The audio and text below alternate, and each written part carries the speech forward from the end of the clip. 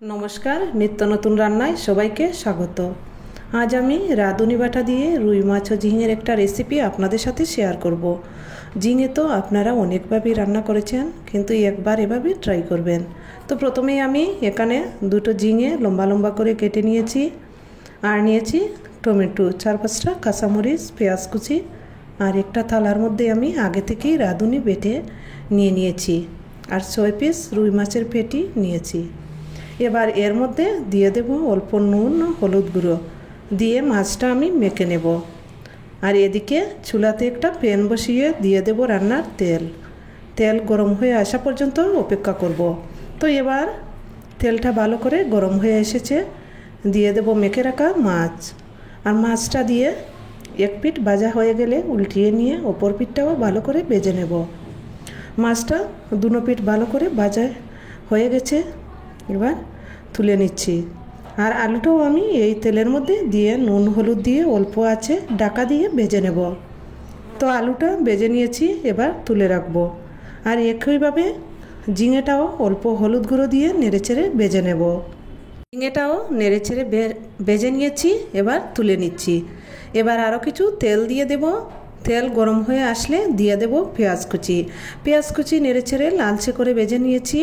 এর মধ্যে দিয়ে দেব টমেটো কুচি আর আদা জিরে বাটা। রঙের জন্য দিয়ে দেব হলুদ গুঁড়ো, মরিচের গুঁড়ো, ধনিয়া গুঁড়ো, সব শেষে দিয়ে দেব স্বাদমতো নুন। এবার মশলাটা নেড়েচেড়ে ভালো করে মিশিয়ে নেব আর দিয়ে দেব অল্প জল। এবার মশলাটা ভালো করে কষিয়ে নেব।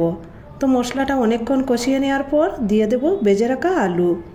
আলু আর মশলাটা ভালো করে নেড়েচেড়ে ঢাকা দিয়ে আরও কিছুক্ষণ কষিয়ে নেব। এবার দেখুন আলু মশলা ভালো করে কষানো হয়ে গেছে আর মশলা থেকে তেলও ছেড়ে দিয়েছে। আর এই সময়ে দিয়ে দেব পরিমাণ মতো জল। জল দিয়ে ঢাকা দিয়ে রান্না করব যতক্ষণ না ঝোলটা ফুটে আসছে। ঢাকা দিয়ে 15 মিনিটের মতো রান্না করার পর ঢাকা সরিয়ে নিচ্ছি আর ঝোলটাও ভালো করে ফুটে এসেছে। এ পর্যায়ে ভেজে রাখা মাছ ও ভেজে রাখা ঝিঙে দিয়ে নেড়েচেড়ে আরও 5-7 মিনিটের মতো রান্না করে নেব। 5-7 মিনিট রান্না করার পর ঢাকা সরিয়ে নিচ্ছি আর রান্নাটা প্রায় হয়ে এসেছে। এবার চুলাটা বন্ধ করে দেব আর প্লেটের মধ্যে নামিয়ে নেব। আর এভাবে রাঁধুনি বাটা দিয়ে মাছটা মেখে রান্না করে তাহলে খেতে কিন্তু অসাধারণ লাগে। আর শুধু ঝিঙে দিয়েই যে রান্না করতে হবে তা নয়, আপনারা যার যার পছন্দ মতো যে কোনো সবজি দিয়েও এভাবে রাঁধুনি বাটা দিয়ে রান্না করতে পারেন। আশা করি আপনাদের ভালো লাগবে। আর যদি ভালো লেগে থাকে তাহলে কমেন্টে জানাবেন, লাইক শেয়ার করবেন। আরও নতুন নতুন রেসিপি পেতে চ্যানেলটাকে সাবস্ক্রাইব করে পাশে থাকবেন। ধন্যবাদ সবাইকে।